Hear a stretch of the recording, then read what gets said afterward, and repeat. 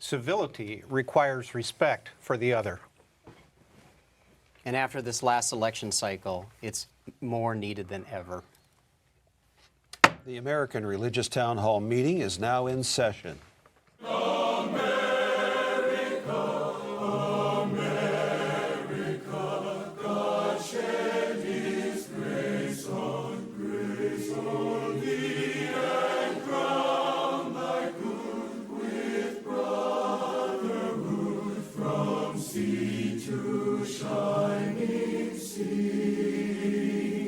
Welcome, friends, to the American Religious Town Hall meeting, where the discussion of religious, political, and social issues is meant to promote the cause of religious freedom and to help us better understand each other.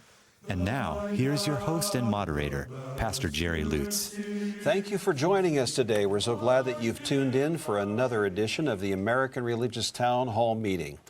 You've probably been here before, and for that we thank you. If it's your first time, a special welcome for you.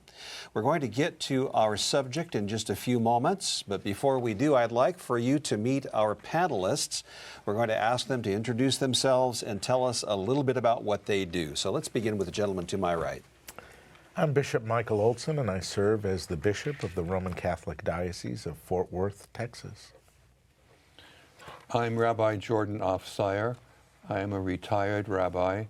I live in the greater Palm Springs area in California. I'm Tom Plumley. I'm the senior minister of First Christian Church in downtown Fort Worth, Texas. We're a part of the Christian Church Disciples of Christ. My name is Mel Robeck. I'm professor of church history and ecumenics at Fuller Theological Seminary in Pasadena, California, and I'm an ordained minister with the Assemblies of God. My name is Canon John Peterson. I am an Episcopal priest, canonically resident in the Diocese of Washington. Hi, I'm Carl Troval. I'm Dean of the College of Arts and Sciences at Concordia University in Austin, Texas, a university affiliated with the Lutheran Church Missouri Synod. All right, thank you, gentlemen. As you can see, we have a great panel associated and brought together today. We're going to be having a great discussion. Looking forward to it now. We have a lot to talk about, so let's get right to it. On October 6th, 1774, John Wesley met with the voting members of his Methodist Society in Bristol, England. It would be their last regional election before the American Revolution. Wesley's wisdom to them was this: first, vote without fee or reward for the person you judge most worthy. Secondly, speak no evil of the person you vote against. And thirdly, take care your spirits are not sharpened against those that voted on the other side. The recent U.S. presidential race has demonstrated a new low in American political history. Little love has been lost between the major candidates. Their lack of civility on social media and stump speeches, comments made, set a new public standard for how not to love your neighbor.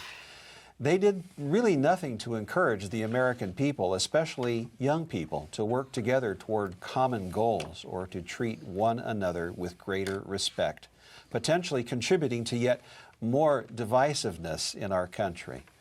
John Wesley's words of advice seem to cut across our natural responses in such a culture. They open the door to greater civility and mutually beneficial common goals. Today, I'm asking our panelists to consider these three questions at least. First of all, in what way or what ways can our words and actions be tempered when speaking about the winners and losers in this election? Second question, how do you intend to guard your heart when faced with those who voted against the one you supported? And then finally, the third question, what suggestions do you have for those who serve the interests of the people of the United States? Again, thank you for being here today. We're glad you've joined us. Let's go back to those who started our program today. For that, we return to Dr. Robeck. Welcome again to the program. You made the opening remark. Can you tell us more about it, please? I think that civil discourse in the public arena has absolutely broken down in this recent presidential race. I can't think of a time in my life when things have been so low, when charges that are outrageous and disquieting by both presidential candidates have been made against the other about the terrible things that will happen regardless of who is in office. I think it's a kind of the lowest moral example that we have been able to provide in the 21st century so far in terms of what we are showing the world about our unity, about what is important to us. I felt like it was a couple of people out there on the playground, the bullies, in kind of a fist fight that wasn't really fair. I think there's enough pain and enough suffering around for us to be very concerned about the lack of sensitivity to the issues that emerge all over the place. There are lots of oppressed groups. We have an absolutely messed up system in terms of immigration. There are many people who feel that their hurts have not been heard. Their voices are being ignored by both candidates. No candidate, I think, is above criticism in any of this. And in a sense, there's nothing in either of the candidates that made me think, wow, this person could lead us, this person could bring us ahead, this person could develop unity, this person kind of holds up this bright star that young people could aspire to, that the world could look at and say, wow, the Americans really have it right, they have it together. We do not seem, at the current moment, to have the kind of leadership that we need to bring these things about. And my concern is that the civility that has been so important in past times has absolutely broken down. And I think that social media has not helped us. The media itself has not helped us. It looks like everybody's looking for a fight, and bad words are exchanged, and that's a good thing because it sells. All right, thank you, Dr. Robeck. Next to you is Dr. Trovall. You also made an opening statement. Could you please tell us more about yours? Sound like you were expanding it a little bit, so could you tell us more, please? Well, I agree with you about how this has been the most odd and disappointing year I've ever experienced in the election cycle. And I think that just means that we have to work even harder to bring healing to our country and our civil discourse with each other. And I really appreciate these suggestions by John Weza. I've never read these before, so these are beautiful.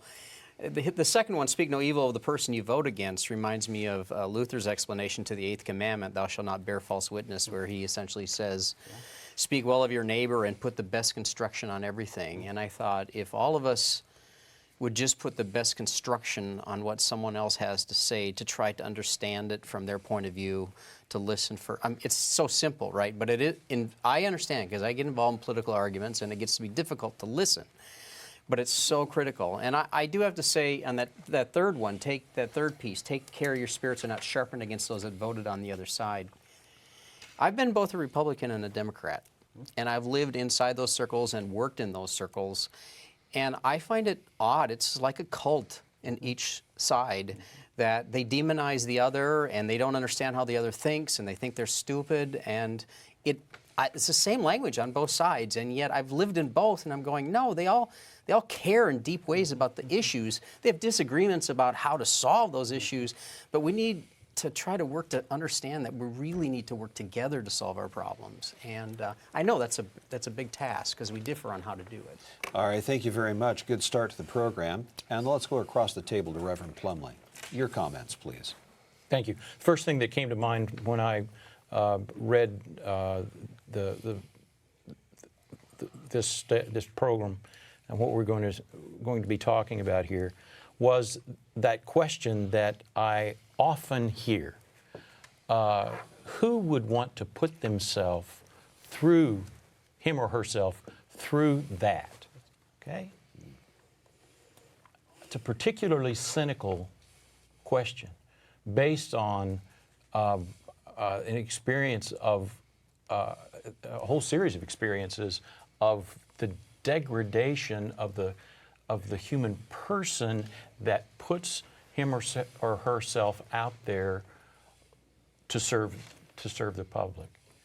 And it contributes, the very asking of that question much less the circumstances that led one to ask that question, contributes to us not getting the best people to step forward and say, I will put myself through that because this place is worth it.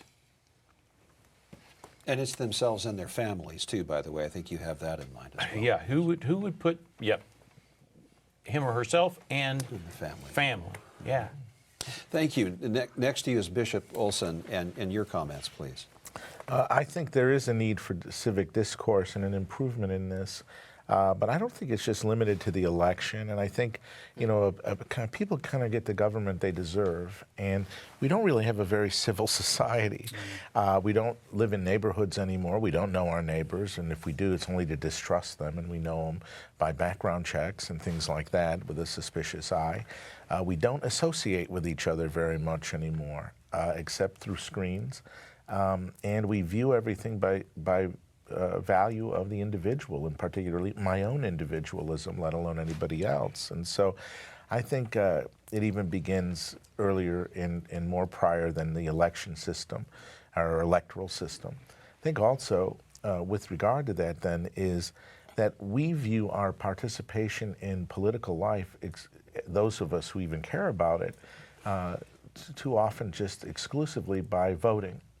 And that we have other contributions to make, and we have responsibilities beyond just simply voting, but also how do we participate in society, our employment, as well as contributions we can make through volunteerism to the good of society. And every candidate will fall short of what would be contributing to the common good as we understand it, and I think we have a responsibility to extend our participation then and compensate for their shortcomings by how we contribute in other ways.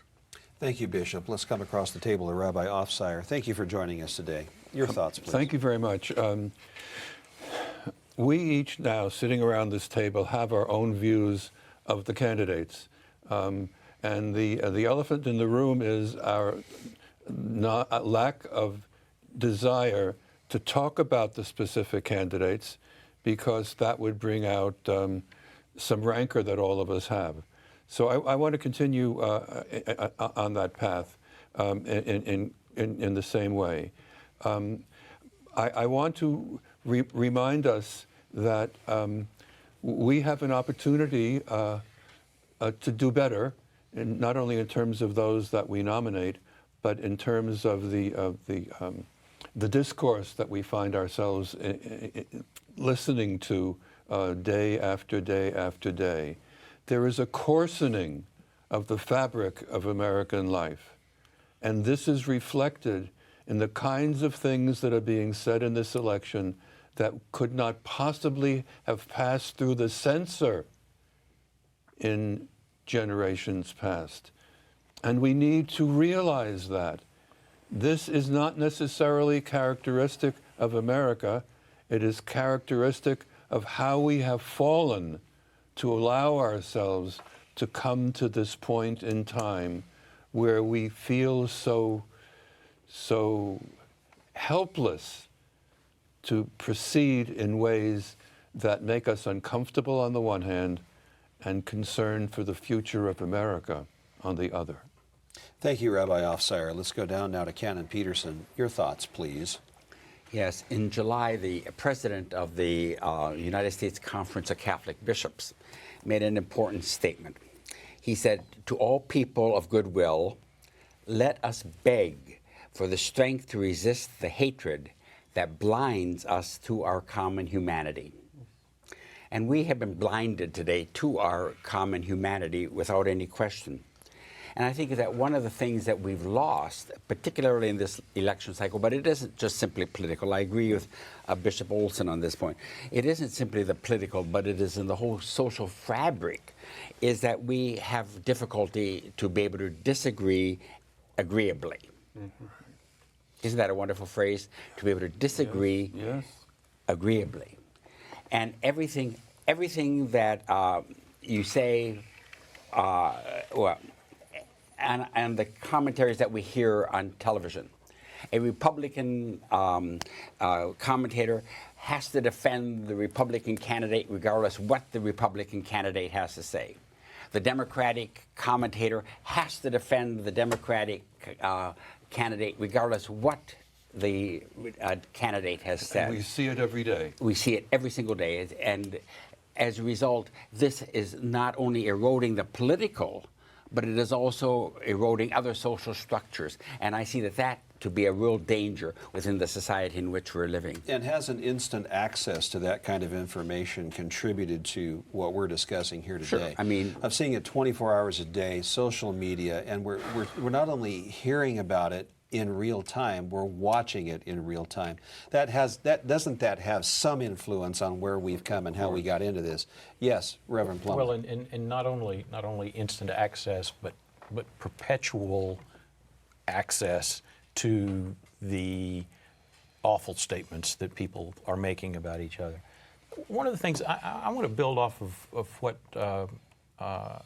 Bishop Olson talked about, that this goes deeper and is a reflection of something deeper in our society, that we literally have gotten what we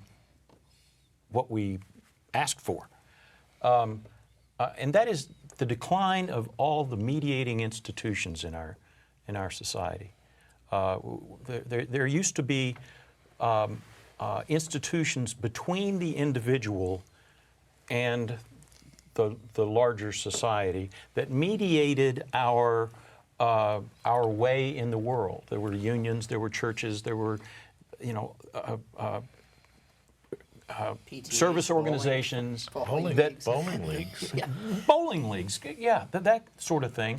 That there were places and times and ways that we had to deal with each other, that we met each other, that are no longer there, or that are weakened to the point that it is entirely possible for one to be cocooned by oneself as an individual, or by with only people that you already agree with and know very well. In some ways, with all the breadth of communication, our worlds have become very small, ironically, and I think that has contributed to some of this vile regard for each other. Small and xenophobic. So Yes. we used to have to wait for the paper to come out tomorrow before we would make judgments, and by then so much else had passed that could not be reported. We were behind. Today, it's just there, Well, all but- over. Every blogger, every commentator, every news reporter. And we had other people with whom to chew the fat. Okay? We consume our history so quickly we can't appreciate it. In other words, Yeah, it happens so fast. Yeah, the Cracker Barrel, the Pickle Barrel, the general store, the place, the saloon, the place where people, or the group with whom we gathered to create community. Those kinds of things have been on the way out for a long time. Bishop Olson. I think, and that's also where reasoning would happen. And I think in some ways we're post-rational. It's one of the aspects of postmodernity that what matters now is just narrative. And you can array the facts or parts of the facts in a way you want to. Hence things like reality television. I mean, that's a narrative that's neither real nor television. Exactly. And yet it's ironic that one of the candidates was, in a sense, perpetuated by reality television. And we see the results. And the narrative, and it's a very frightening society to live in when narrative drives everything, because then it's who's telling the story and how much are they, and you can make culprits out of things. So how do we adjust and adapt to this new reality? Dr. Robeck, any thoughts on this? Well, I don't know. I faced it in my classroom this last quarter, where students fill out an anonymous form, telling professors what's good or bad about the class, and I got the worst reviews of my entire life on a class that I have worked very, very hard on, and specifically on the issues I'd worked the hardest. I got the most rude comments of any class I've ever received. So the anonymous ones? The anonymous ones, which is, it's so Christian, to have anonymous reactions to anything. But the fact of the matter is, I don't take a whole lot of hope, to be honest with you, about changes.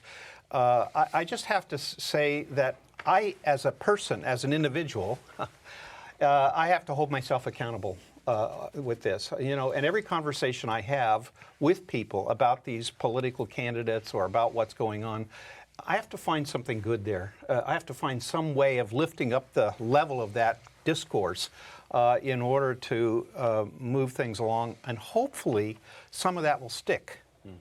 Some of that will stick. We just have a few seconds left. Let's come back to Reverend Plumley. Did you want to make? Yeah, I just want to add one more thing that has not been mentioned. Some of what we need to do is exercise self-restraint, and we have not created a system in which that is valued. Yeah, that's right. Let's get, and Ken Peterson, you want to make a quick comment, please? Well, I think that one of the issues that we have to face, in particular in relationship to what you just said, I mean, when the opposition party meets the day in which the president is being inaugurated to decide that they're not going to accept anything that he says, everything they're going to try to defeat him. I mean, where are the seeds being planted? That's about all the time we've got for this segment. That went by very quickly. But there is an important announcement I'd like for you to hear. We'll be back in just a few moments. Thank you, Pastor Lutz. We hope you are enjoying today's program. If you would like to learn more about the American Religious Town Hall, please visit our website at americanreligious.org. That's americanreligious.org. There you can read about the mission and history of the program, learn about the Town Hall estates, and view past programs by clicking the appropriate menu buttons. Each week, Pastor Lutz looks forward to receiving your letters. You may write to him at the address shown on your screen. Send your letters to Pastor Jerry Lutz, American Religious Town Hall Meeting, P.O. Box 180118, Dallas, Texas 75218. That's Pastor Jerry Lutz, American Religious Town Hall Meeting, P.O. Box 180118, Dallas, Texas 75218. Thank you for writing, and thank you for watching. And now, back to you, Pastor Lutz, and today's closing statements. Thank you, Mark, and everyone. Welcome back. We're going to go to our summary statements. I do look forward to hearing from you. Let's return now to our panelists. We'll begin with Michael Olson. Bishop Olson. One of the aspects traditionally of American society, and oftentimes that differentiated us from other societies and other nations, was that we were able to talk with each other and that we were able to disagree with each other without killing each other. And that began in the heart that we believe in America and that we believe that this is an experiment and a project worth working on.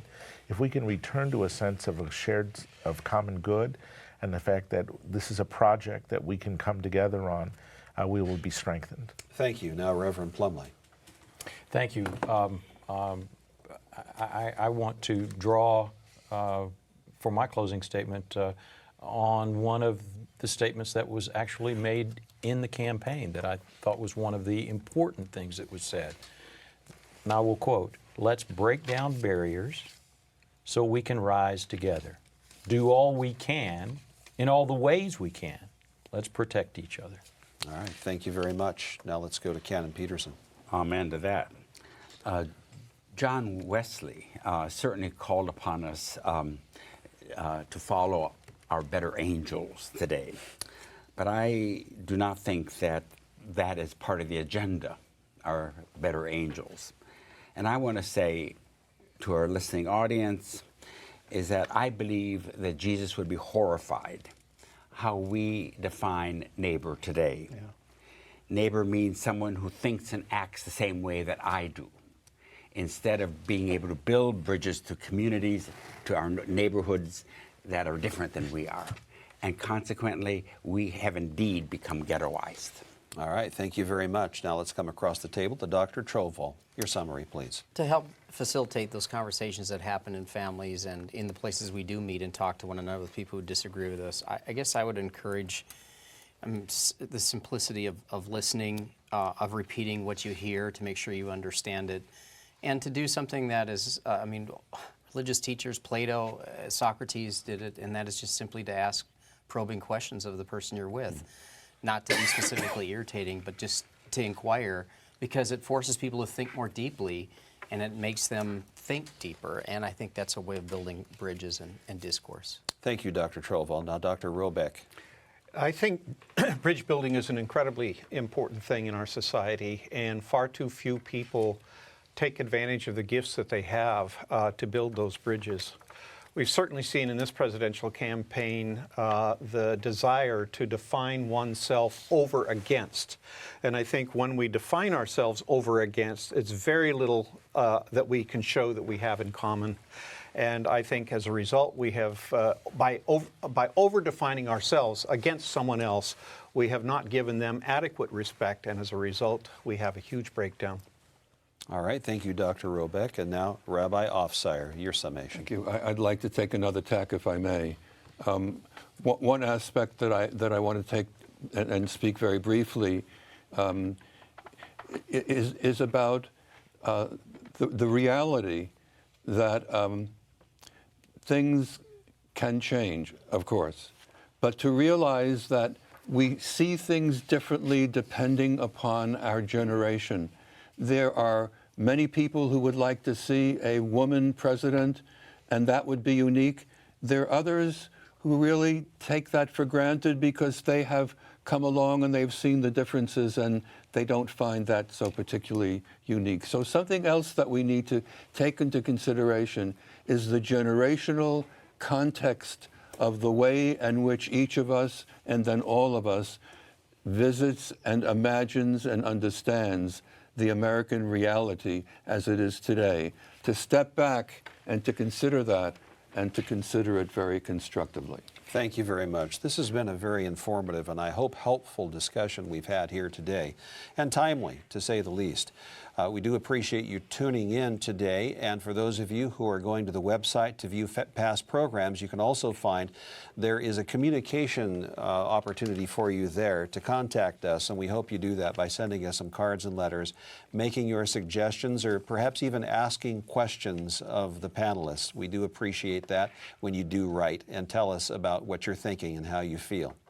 But until next time, the Charter of the American Religious Town Hall provides that Roman Catholics, Protestants, Jews, educators, and others may appear on this program and can declare their beliefs without hesitancy. And the rest of the members of the panel will uphold and guarantee that American right to all who will appear, irrespective of race or creed, so that the rest of the world can see that here in America we believe in civil and religious freedom, not only in theory, but in reality. And so now, friends, until next week, at the same time and over the very same channel, the American Religious Town Hall meeting stands adjourned. And may the God of all of us bless all of you.